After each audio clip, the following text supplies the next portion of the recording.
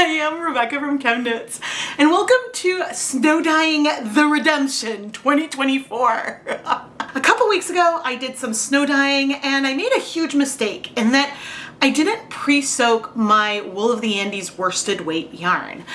I feel like I might have done this before without pre-soaking, but maybe not also. And so the reason why this was such a big mistake is that when the dye snow was melting, it sort of just melted around the yarn versus settling the color onto the yarn, which is what we want to happen. We want the color on the yarn. So I have pre-soaked 100 grams of Knit Picks Wool of the Andes worsted weight yarn. This yarn, again, it's 100% Peruvian Highland wool, non-superwash, so we should get a good spread of color. And we're gonna go layer on some snow on top of this yarn so we can try Snow Dyeing Redemption Edition. Before I layer in the yarn, I am gonna give a nice big splash of white vinegar in here. I plan to add some citric acid powder onto the snow to also add acid to help those colors strike, but this will at least give us a little bit of acid in the yarn to start with. Whew, it's cold. Tap water is cold, everything is cold. Now there might still be some dry patches in here, but that is okay. It's okay for there to be some dryness to our yarn because, well, it'll just add variation. So now I'm gonna set things up very similar to how I did last time, and I did not put a zip tie on here, which I'm kind of regretting because I feel like I'm making a little bit of a mess, but I found a tie lifting from it. The problem with having the ties more in the middle is that, okay, there we go.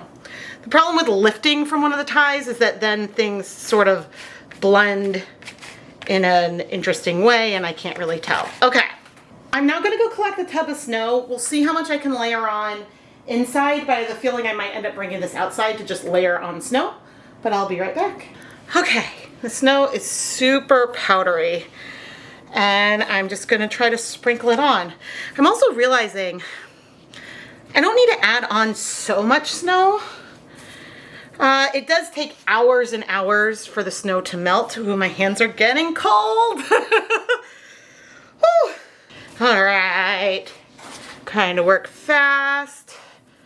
All right, we got a pine needle there, leveling that out. Okay, whoo.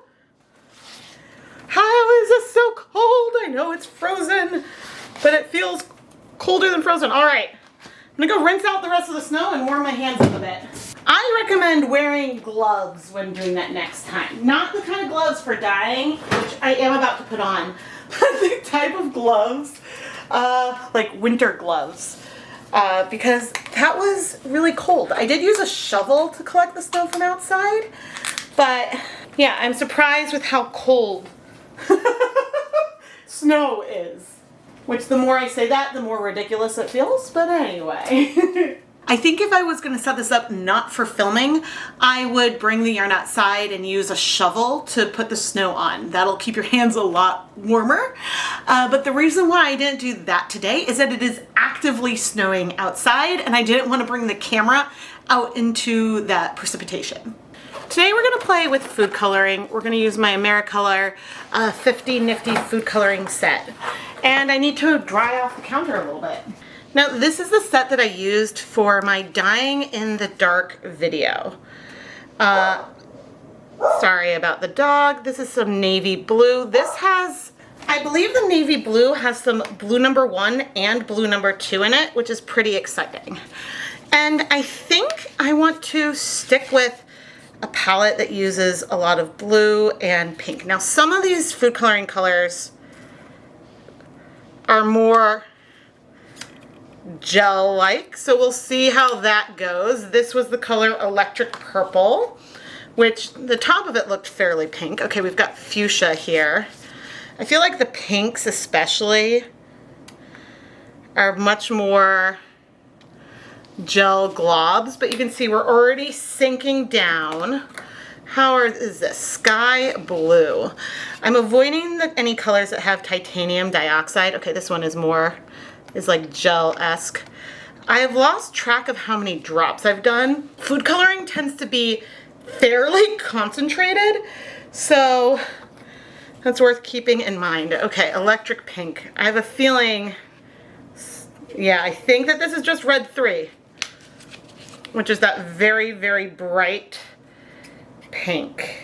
And, oi. Well, yeah, these colors are a little bit old. I forget when I did purchase them. Ooh, let's do a teal.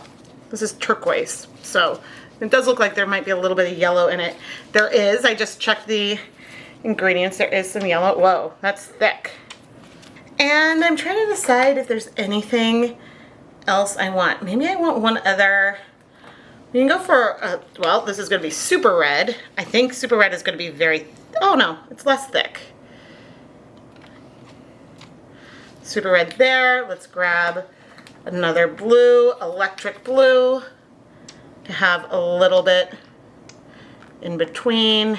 And I'm also just doing some drops of this color because it's dropping well all over a little bit. And one more. We already used you. We already used you. I can tell because you're squeezed in. Burgundy. This is likely a red 40. And we're going to add some, hopefully, random spots just where I feel like we need more color. So things aren't going to stay sort of in this more sectioned way. I expect things to spread and mix as they dissolve. And we can see that they have sunk into the snow a little bit already, but I expect that we should have some success with them dissolving. But now there is one other thing that I need to do. We need more acid. So I'm taking some citric acid powder and I am lightly sprinkling this all over a little bit. Now citric acid, using the powder, it's easier to lower the pH to get a more acidic situation than it is with vinegar, because since vinegar is already diluted acetic acid, that's just a little bit, I guess, harder to get it as concentrated. So it's okay if I use too much. It's not going to harm the yarn. But I'm adding a layer of it all over so that way hopefully we bring a good amount of acid in. But since this is a salt, I know that this will start, in theory, melting and pitting the snow a little bit, sort of right away. Although maybe I don't quite see anything in a right away moment, but that's okay. We can always add more if we need to later, but I feel like I added a reasonable amount. And the only reason why I took off my gloves to add the citric acid, I could have left my gloves on, but I had some food coloring on the gloves from opening those various containers, and I didn't want to add the food coloring into the citric acid and add color in there. But anyway, we're gonna leave this here on the counter for 30 minutes, and then we'll come and check in and see how things have spread. I know that I've chatted about trying snow dyeing with commercial acid dyes, and that is still something that I would like to do at some point in the future. However, it wasn't in the cards today for a number of different reasons, including the fact that I think the snow is going to change to rain or ice later. So I pretty much had to set something up now or wait until the next potential storm. But cross your fingers for me, even though you're watching this way past the storm, that it doesn't become an icy mess for commuting and everyone picking up their kids from school. So we'll cross fingers that the snow remains this light and fluffy. I will add though that the light fluffy snow was really easy to add onto the yarn without having an overhang that I think might melt outside of the container. So that's good. 30 minutes in and I see some fairly significant changes here.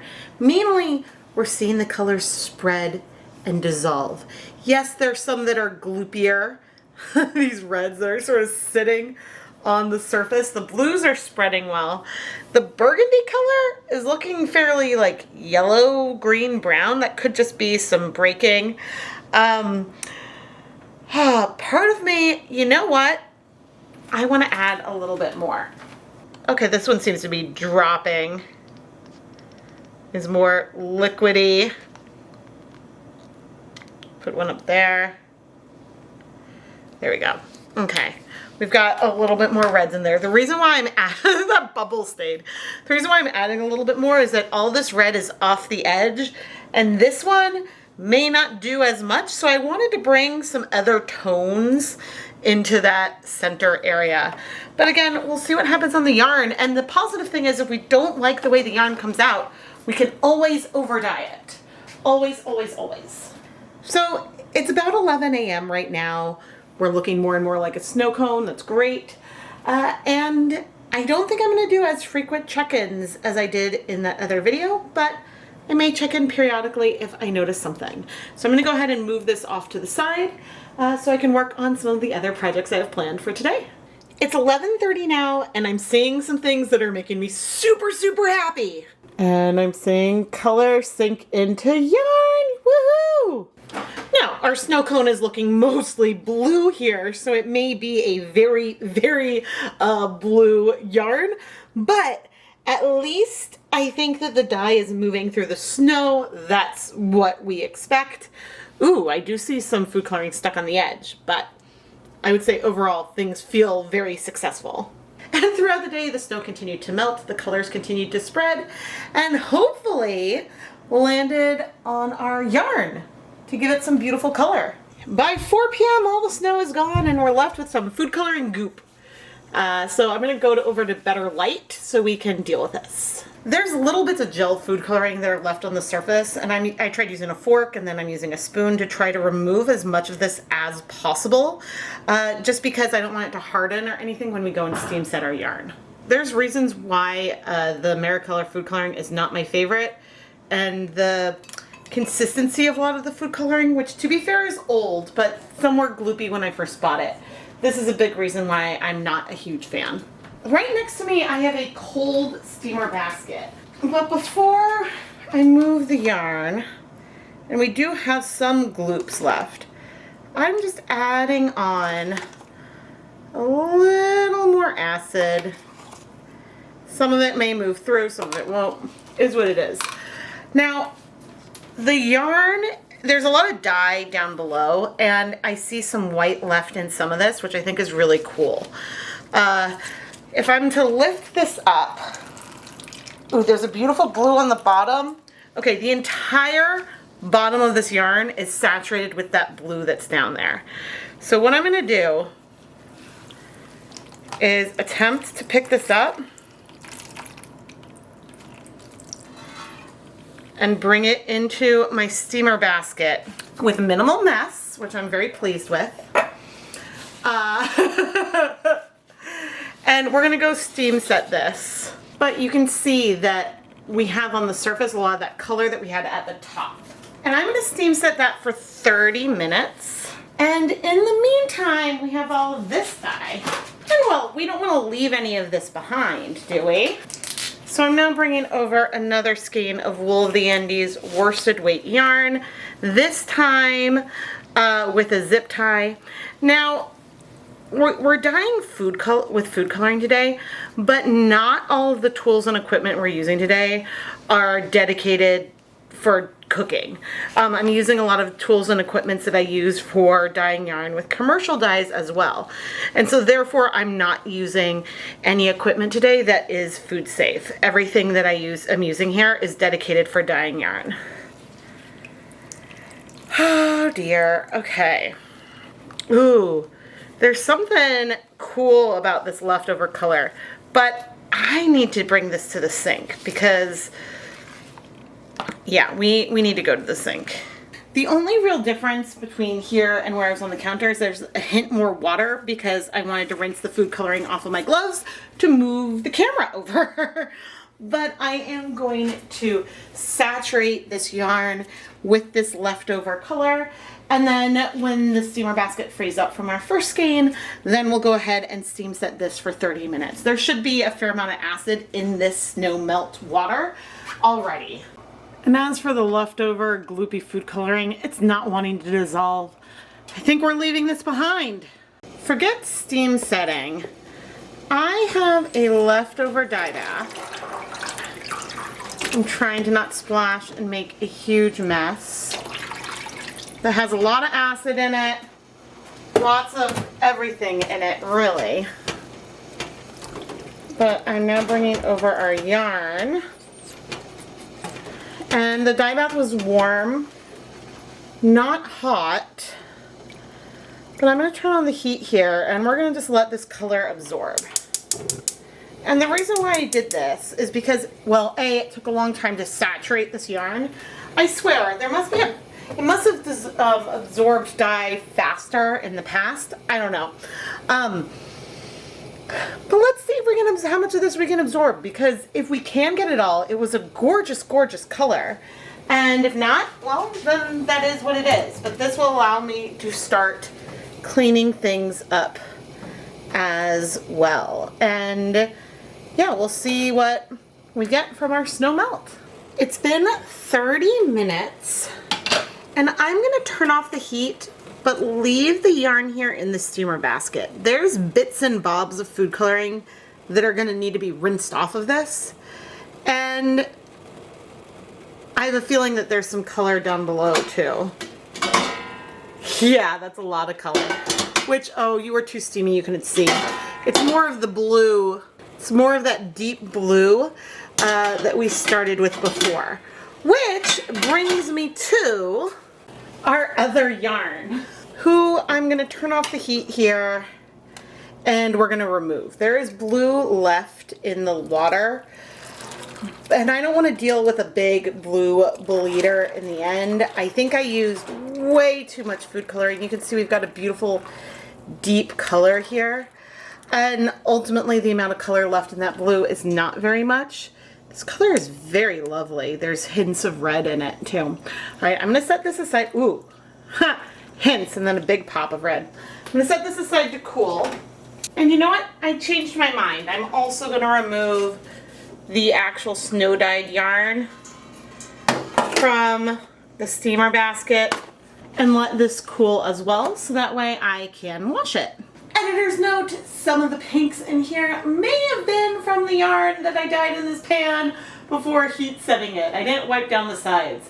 So there likely were some globs of red food coloring in that liquid that did give some reds, but it also could have been some other leave no dye behind combination.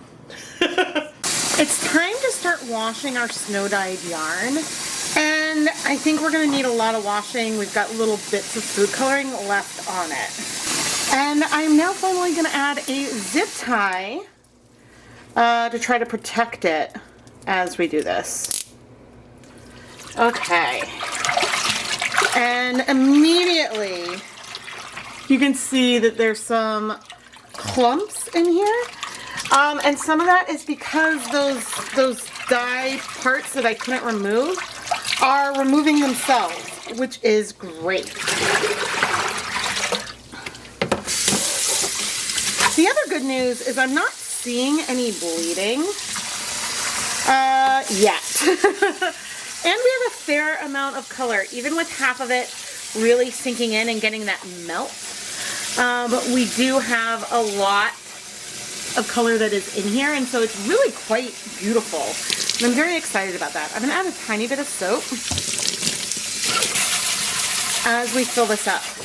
It also occurred to me that I like using that mesh container to hold the yarn and pile snow on top of it, but because I used to put it upside down and then the snow would kind of fall off a little bit.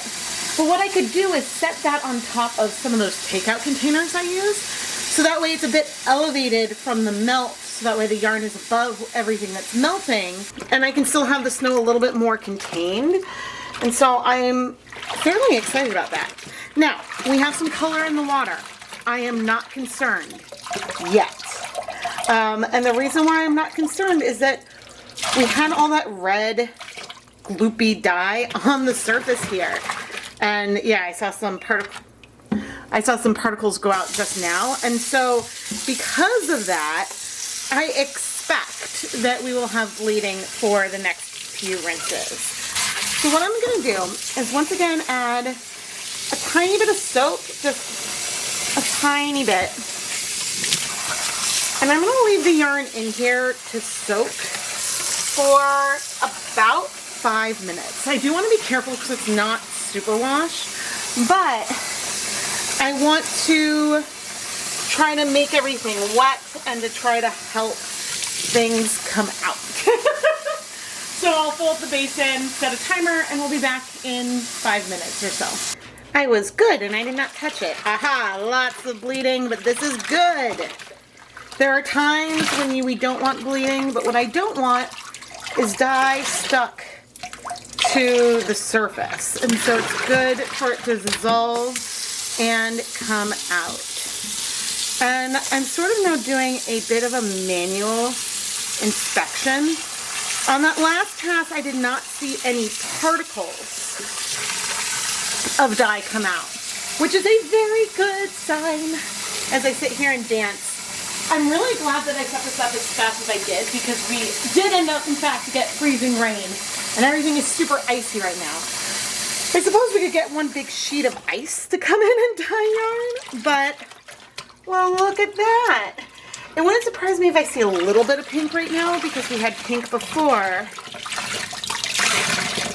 Yeah, but we're not actively bleeding anymore. So I'm gonna rinse this 1 or 2 more times, then put it in the spin dryer and hang it up to dry. And I will quickly wash our bonus Leave No Dye Behind skein, which I'm showing it to you now. I already did it. There was no bleeding there. So now we can go look at the finished dry yarn. I would call this a complete success. We have our snow dyed yarn and we have a bunch of different colors swirled around, and the pattern and shape of the colors is so random. The way I have it laid out, you can almost see the way colors were laid in stripes. But if I flip and shift it, things are a little more random. One thing I've never tried is snow dyeing or ice dyeing on fabric. I think that that would be especially cool because on yarn, I feel like there's like a limit to the way you can appreciate the different patterns from the way snow and ice melt. And I think on fabric, then you get that sort of tie-dyed feel in the end. And that is something I still want to explore at some point.